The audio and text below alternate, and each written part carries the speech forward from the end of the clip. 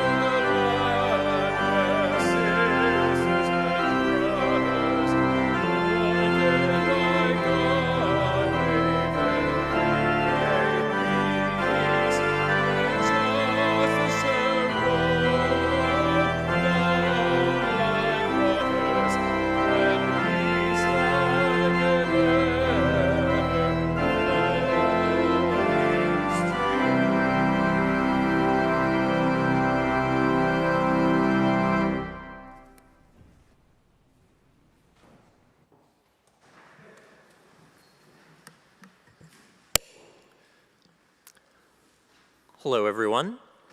I'm Sam, your worship associate for this morning. And I wanted to say, if this is your first time here, either in person or online, welcome. We're so glad to have you with us. If you would like to be informed of any opportunities to connect as well as to hear about our worship services, you can fill out one of the yellow connection forms in person. Those are available right outside at the welcome table. And if you're online, there's also a link to the connection form in the video description. When you fill this out, you'll get added to our weekly electronic email newsletter so that you can get opportunities to connect, and I did also want to highlight a few of those. These opportunities are also in the back of your order of service. First of all, right after the service today, we're having a meeting for people who want to volunteer with the UUSF auction this coming fall. The auction table is right outside, so if you're interested, please go there. The theme for this auction is going to be Aloha Ohana, Ohana meaning community. Also, this coming Friday, Sensible Cinema is presenting Brothers on the Line, which is about union organizers for the United Auto Workers, and you can hear a little bit more about their story. And giving you a little bit of a preview, next month is going to be the Extravaganza of Joy. I know Reverend Vanessa has talked about this a few times, but we want to make sure that we're having opportunities to come together as a community in joy and try to find ways to connect with each other. The last thing that I wanted to mention to you all is that we are actually getting very close to 1,000 YouTube subscribers, so you'll forgive me for saying this, but please like and subscribe. And with that, let's take a moment to greet one another.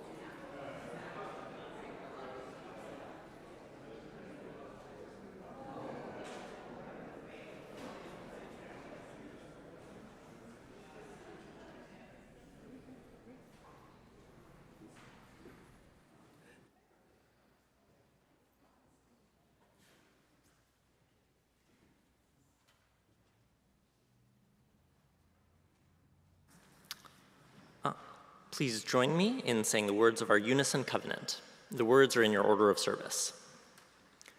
Love is the spirit of this church, and service is its prayer.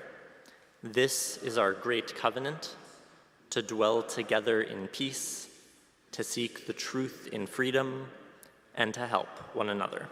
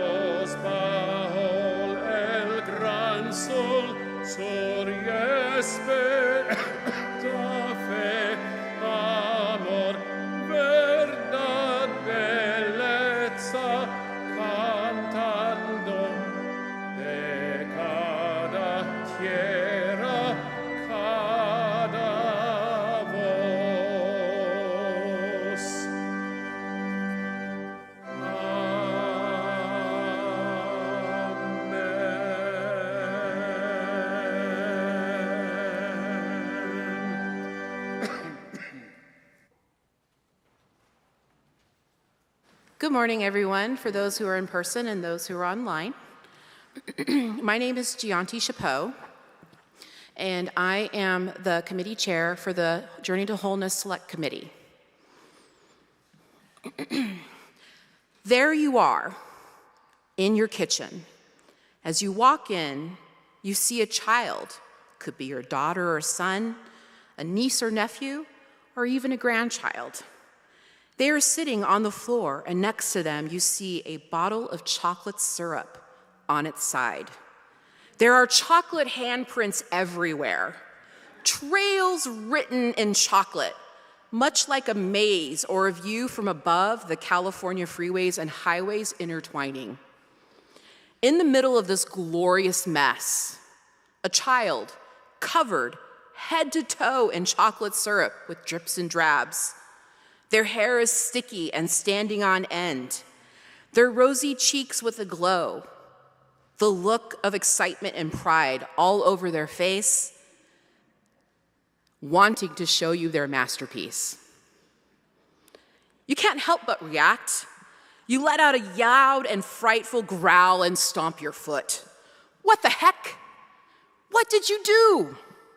In frustration, you pace and hustle about to begin to clean up the catastrophe. But then in the silence, a child's eyes that are wide and doe-eyed begin to fill with water. Tears begin to stream down around those rosy flushed cheeks. You stop in your tracks and have the presence of mind and come off of autopilot and awaken as if you had been in a trance. You go over to the child and swoop them up into your arms. Holding tightly, you speak loving words and affirmations as you hold them in your arms and carry them to the bath. In our day-to-day life, we are not always present to what is happening around us, too distracted by life, challenges, and just day-to-day living.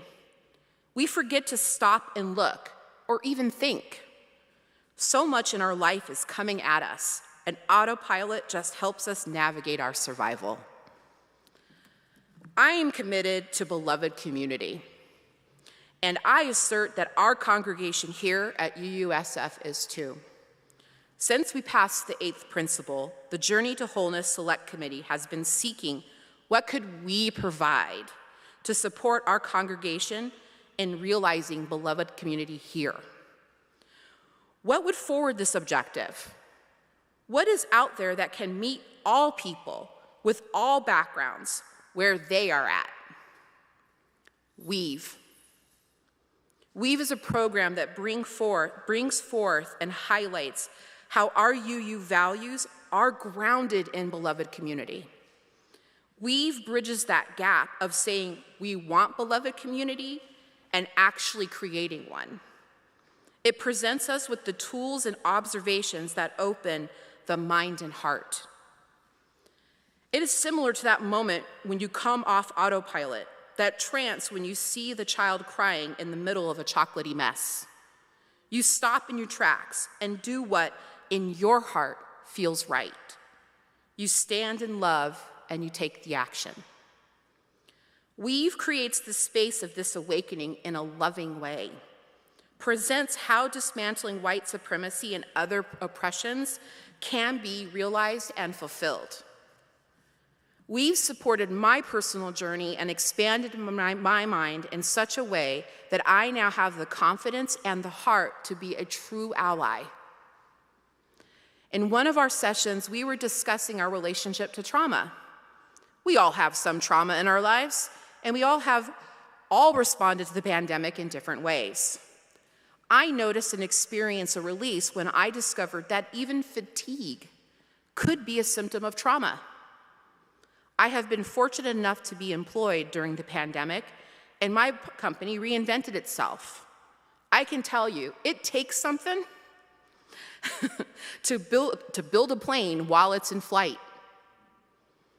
It has been a stressful time for me and the world, and I'm exhausted. Realizing this was trauma, I had space and compassion for myself for what I was experiencing.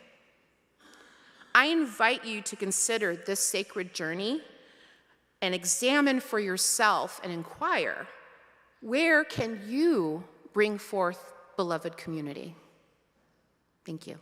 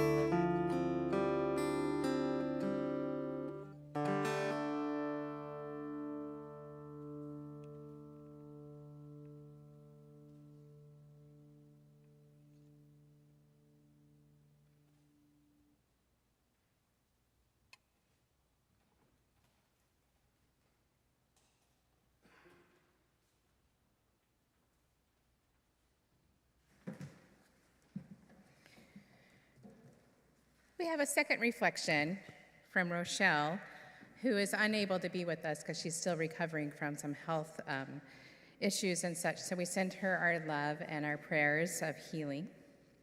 So this is from Rochelle. Dear ones, it has been an honor and privilege to serve as your moderator for the last 2 years and a member of the Board of Trustees for the last 5 years. After initially coming to UUSF and subscribing to the Flame in 2014, I was inspired to learn more about this congregation and this faith. Our chosen faith, thank you, John Behrens, was the introduction that helped me understand that this is a faith where I belong. Inspired by other UU teachings and publications such as White Fragility by Robin DiAngelo and Conflagration by, again, John Behrens, I have witnessed my own transformation within an understanding of the importance of the Unitarian Universalist movement. Ultimately, it is the legacy of Starr King himself that was critical to my choice to join this community. Passing the Starr King sarcophagus before entering this community is an ongoing reminder of the story of a people, the people of this congregation, who recognize the importance of shrinking the impact of a culture of enslavement of Americans through the law, policy, and practice. It serves as a reminder that the people of this congregation refuse to allow the expansion of slavery into this state. Yet the culture of white supremacy was able to take root. It is resistant and morphs with time. As we strive for beloved community, this must be dismantled. As Unitarian Universalists, what do? We continue to do what Starr King did, provide the world with the message that it needs for our time. We are prepared for this moment. We revised our mission and vision statements. We passed the 8th principle. We are now beginning the implementation of our strategic plan, and the Hinckley Fund Board took the foundational step of funding the creation of WEAV. I was able to be among the participants of the pilot offered this past spring. We now have this tool that allows us to build trust, which is foundational to beloved community. The reach is endless. This program will awaken our understanding around adopting practices that counter oppression and build trust by centering the impact of those subjected to social injustice over our own comfort. This allows for collective communal reflection, trust, mutuality, and creativity as emphasized by Reverend Rosemary Bray McNatt and Reverend Laura Shennum at the President's Lecture at General Assembly in June. We will see the increase in understanding of what beloved community means and looks like. According to Reverend Bray McNatt, these transformations become force multipliers in UU congregations and throughout the Unitarian Universalist movement. I am proud to represent this community as I serve on the board of Starr King School for the Ministry as its vice chair, and I am full of gratitude for this community that has allowed me to be a part of building this work. Thank you, Rochelle, for your words.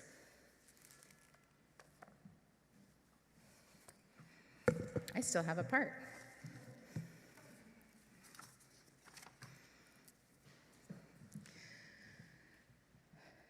I invite you into a time of meditation and reflection. Settle into your seats. Plant your feet firmly on the ground. Take a deep breath in and out. Let your body settle into your space.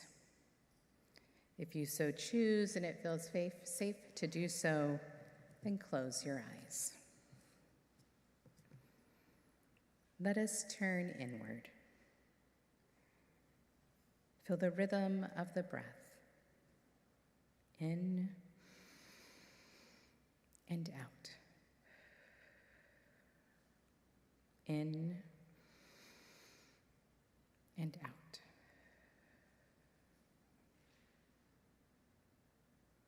Find the peace of just being with the flow of the breath. Letting go of yesterday and tomorrow. Feel the restorative power of the peace of this moment. peace large enough to open to the concerns and sorrows that trouble us. A stillness quiet enough to respond to the joys and celebrations that enliven us. There is safety here in the rhythm of the breath. The ebb and flow of life is enacted with each one. Please join me in meditation.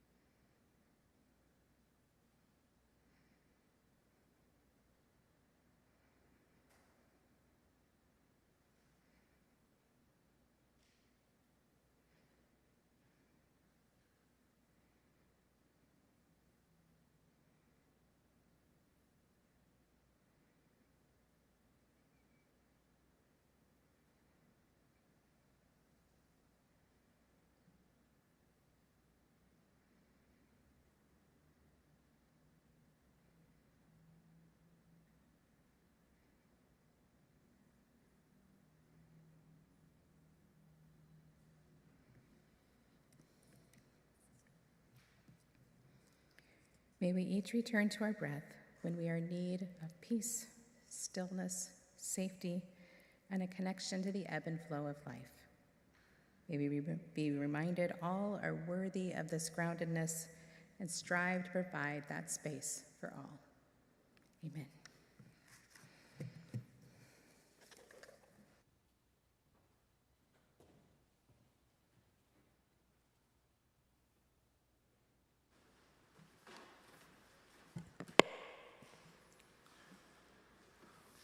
Our offering today will be going to the Starr King School for the Ministry Student Aid Fund.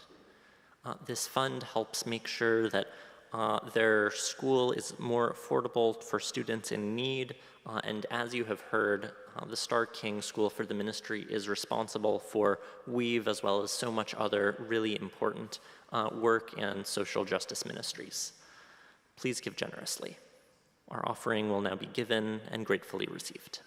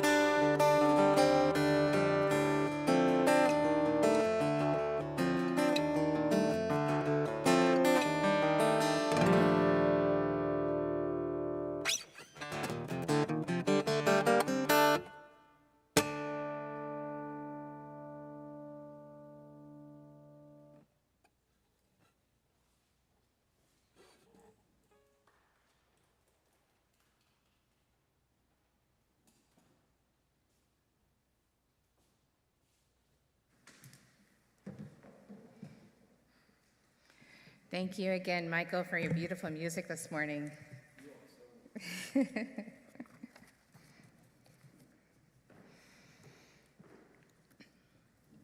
The Starr King School of the Ministry is one of two of our Unitarian Universalist seminaries, and it's based here in the San Francisco Bay Area.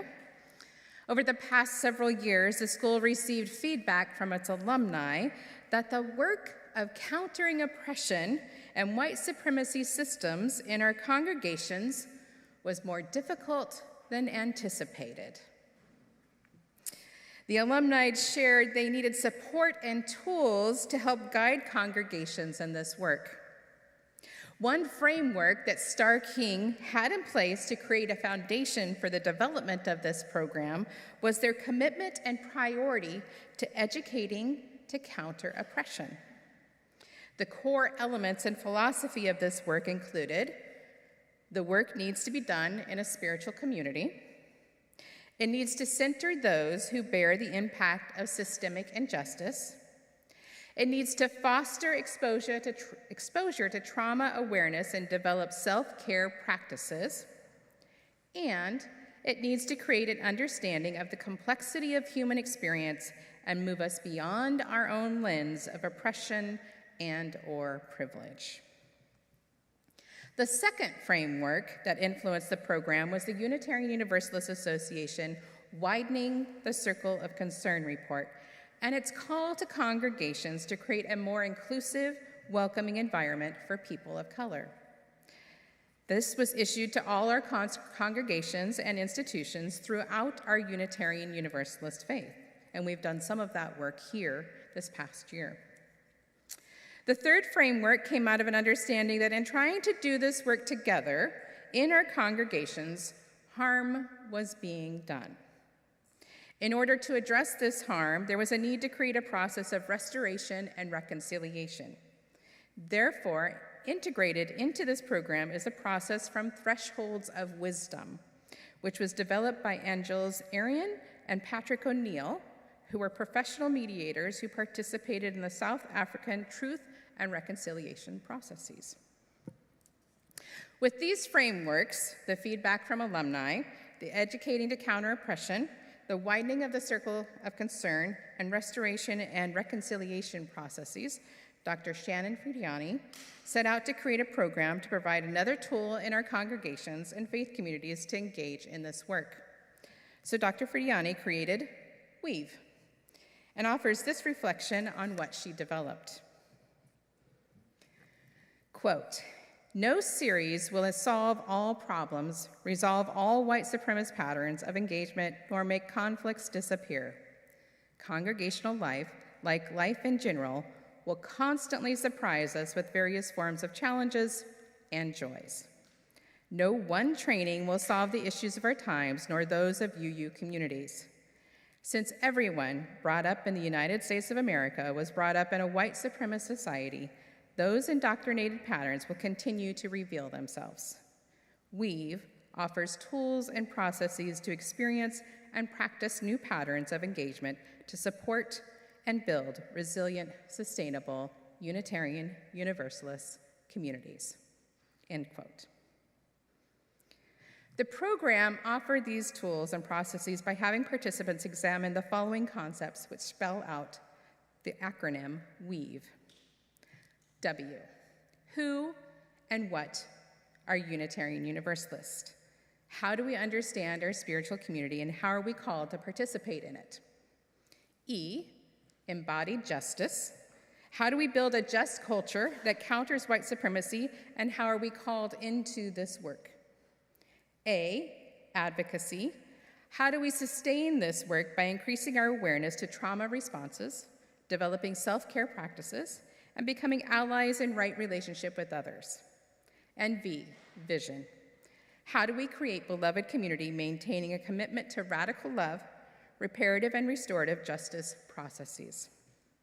These concepts are worked through in 2 rounds during the program. The first round is the introduction of the concepts. The second round dives deeper into them and adds trust, intimacy, and creativity. The sessions build on one another in a very deliberate way to create intimacy and trust for those participating in, It also helps expand participants' ability to engage in greater understanding, trust, and compassion in the larger congregation. A wide variety of resources from poetry to music to video to art are used to engage the materials in creative ways. One of the resources that we were exposed to is a movie called Rumble, which explains the Native American impact on music in the United States across many years. You'd be surprised how many things are influenced by Native Americans in our musical culture. The sessions are set up very intentionally by presenting materials of counter-oppressive work to set the stage for exercises that cause participants to drop into their heart space. So the goal is we have our head space, which is Unitarian Universalist, we love to thrive in. We love to think through and talk through and process all these different things. But sometimes we need to drop into our heart space and just let what we're feeling, what we're experiencing happen and not analyze it too much. Participants are encouraged to understand they are sufficient just as they are. You have all you need just by showing up. And the exercises, although not deliberately stated, consistently challenge white supremacy systems of thinking. One exercise that illustrates this is an example that follows the materials on trauma responses. The exercise invites participants into a somatic or body practice using music. The exercise is prefaced in the following way by Dr. Fridiani. Accompaniment begins with being grounded, accompaniment or allyship, and a willingness to be present to pain and suffering without denying its existence or diminishing it, or trying to fix someone else's pain for your comfort. Trauma makes people feel isolated and always impacts relationships. Healing is social, allowing for reconnection with self and others. Our body is our ally, not our enemy. Embodied spirituality is key, she says. In the exercise, participants learn how to pay attention to their bodies as they experience discomfort and are encouraged to develop self-practices to do in the moment. To trust our body's wisdom is a pushback against white supremacy systems. In addition, by recognizing what our body's going through when we are in times of discomfort in this work of anti-oppression and anti-racism, we learn to recognize it and stay in the work instead of fleeing the work or stepping away from the work or disengaging the work, which is often the response when we feel discomfort. I know that's what happens when I feel discomfort. I don't want to sit there. But by taking care of ourselves and knowing what's happening in our bodies, we continue to stay and stay sustained. The entire WEAV program engages processes to surface and examine assumptions, to reflect, share, and listen to various perspectives, to hold creative tension, and gain from the collective wisdom of the group. It also has participants continuously asking, who are we as Unitarian Universalists? Who are we? How do we build and sustain beloved community? And how do we exist in that beloved community while also still living in our white supremacist culture of demonization, hierarchy, exploitation, and commodification? Now I've given you a lot of what WEAV is. I want to turn to the experience of WEAV. And this requires your participation. And you can do this in conversation with each other, or you can sit quietly and contemplate on your own. You have that power, you have that agency, you have that choice. I pulled 2 questions that are part of the exercises in the program. The first question asks you to tell a story of place, or what is the land that shaped you? The question is further expanded by this explanation. When you spend time in a place, we carry in our character the elements of that environment, such as rivers, the ocean, the mountains, etc., even if one moved around a bit. What environment resonates with you? While you're thinking about that story of place and what you want to share or contemplate, I'll share mine with you. I was born in California, which meant I was exposed to the Pacific Ocean and mountains on a regular basis. Therefore, I feel at home walking along the beach, listening to the tide and smelling the sea breeze. I know my spirit, soul, and heart cannot thrive without access to water or without being able to look up and see some kind of elevation, most importantly, mountains. I know this because I've spent a good part of my life in Nebraska. Nebraska is the most landlocked state in our continental United States and one of the flattest. I know when I cross the border into Nebraska, my body, my spirit, my heart physically get depressed. And I have learned that my heart home, where I thrive the most, is here in the San Francisco Bay Area, where I can see that water and see that elevation regularly. Now, I invite you to think of your story of place, and you can choose to turn to someone near you, or you can take the time to just individually contemplate it. I'll give you 5 minutes to share, and I will indicate when to switch. So you have 5 minutes total, and you'll switch in between, like at about 2.5 minutes. Your time starts now.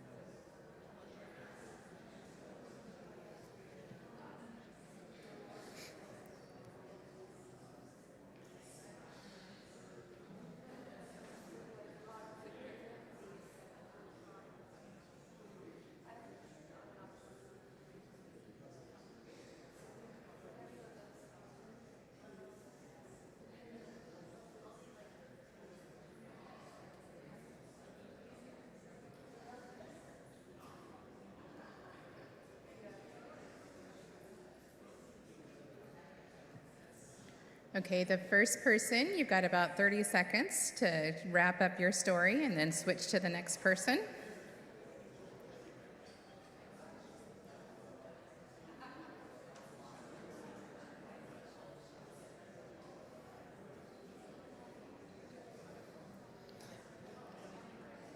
Please switch to the other participant.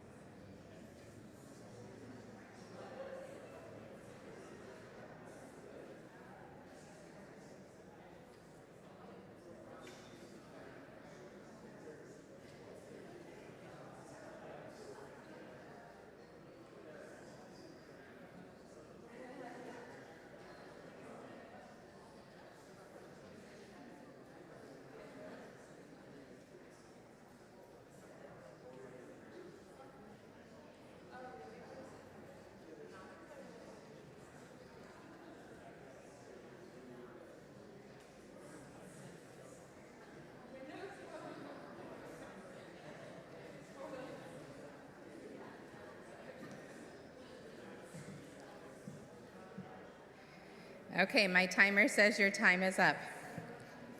So let's come back together.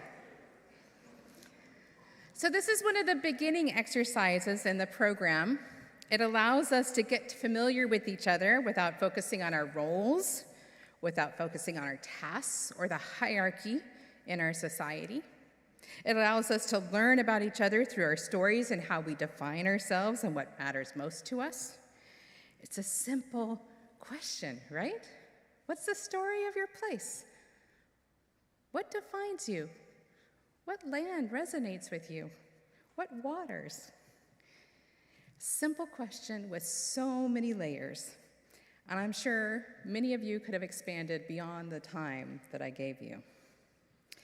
The next question is posed towards the end of the program, but is one that we are considering throughout, and one I hope we consider as a Unitarian Universalist member of this society. I hope we consider regularly.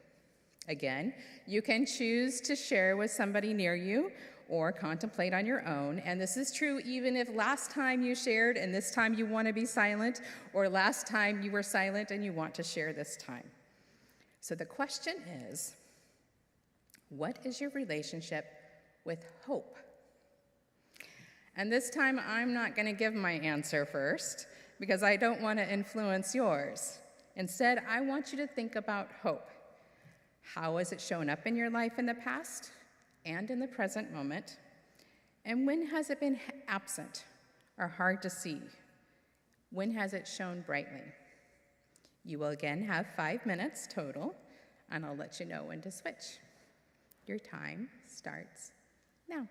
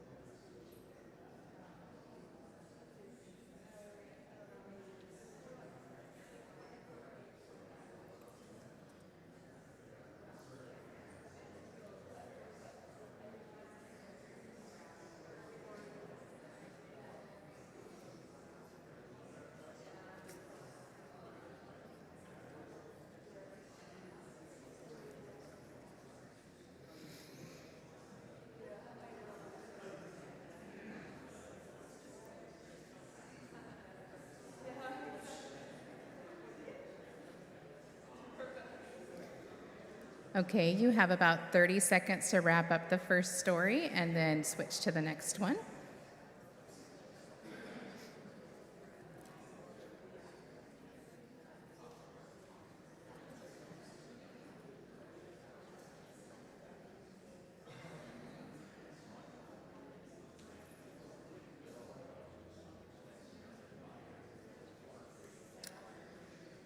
Please switch if you haven't done so already.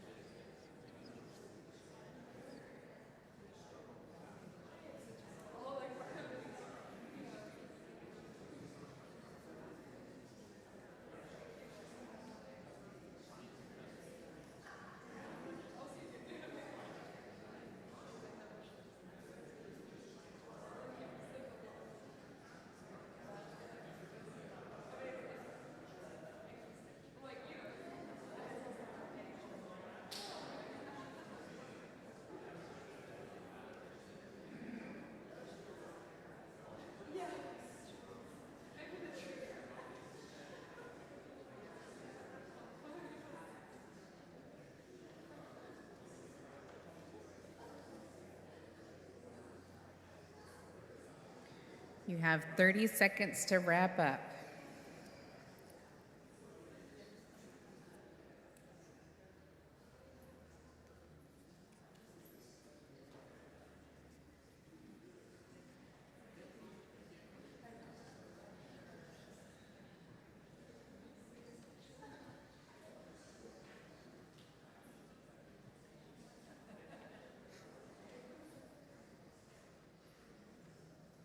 Okay, let's come back together. So the cool thing about both of these questions is that you can continue sharing about them in coffee hour, or even if you want to take WEAV and be a participant this coming year.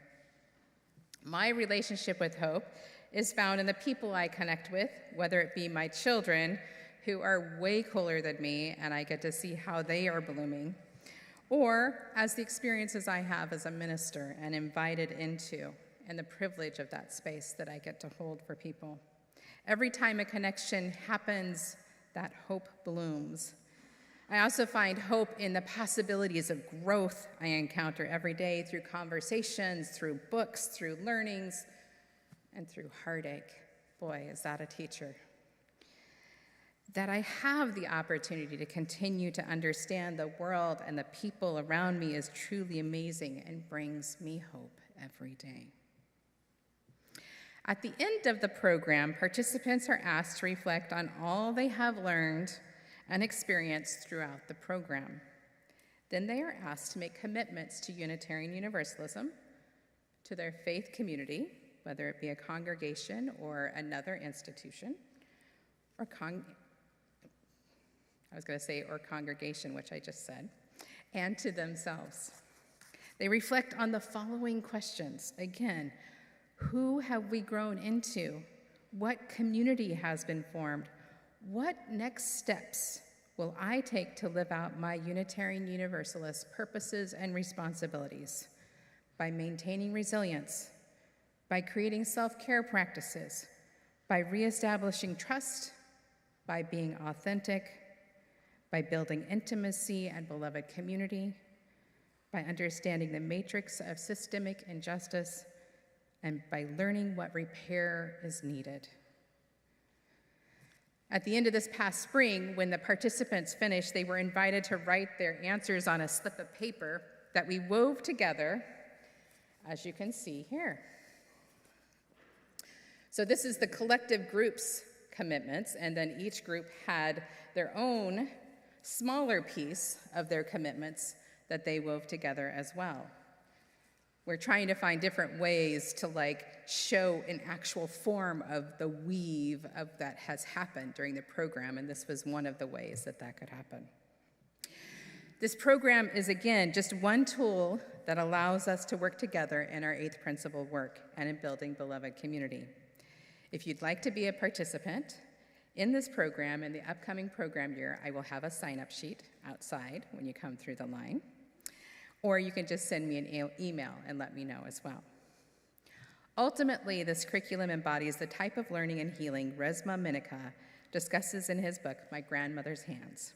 He states, "The body, not the thinking brain, is where we experience most of our pain, pleasure, and joy, and where we process most of what happens to us.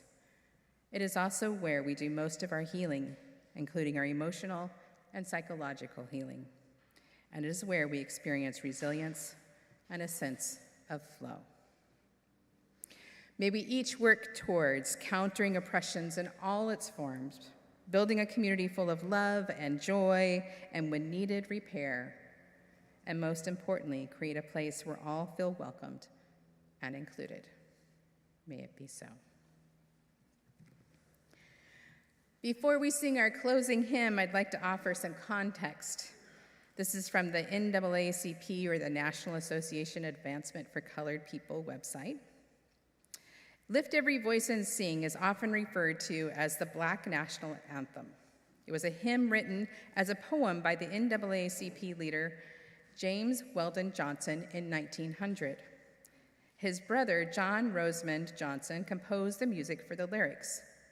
A choir of 500 school children at the segregated Staten School where James Weldon Johnson was principal, first performed the song in public in Jacksonville, Florida, to celebrate President Abraham Lincoln's birthday. At the turn of the 20th century, Johnson's lyrics eloquently captured the solemn yet hopeful appeal for the liberty of Black Americans. Set against the religious invocation of God and the promise of freedom, the song was later adopted by NAACP and prominently used as a rallying cry during the civil rights movements of the 1950s and the 1960s. In the spirit of continuing to do the work to build beloved community, please rise as you are able to sing together our closing hymn, number 149, in our gray hymnal, Lift Every Voice and Sing.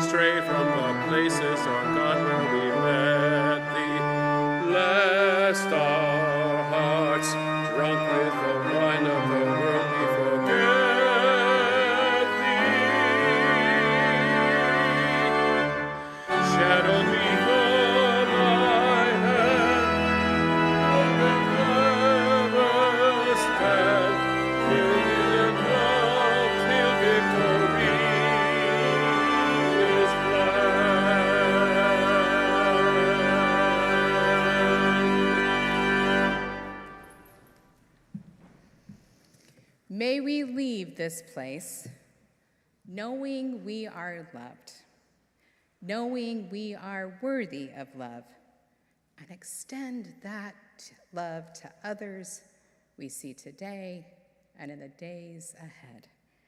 Rejoice in this day and in the love that holds us all.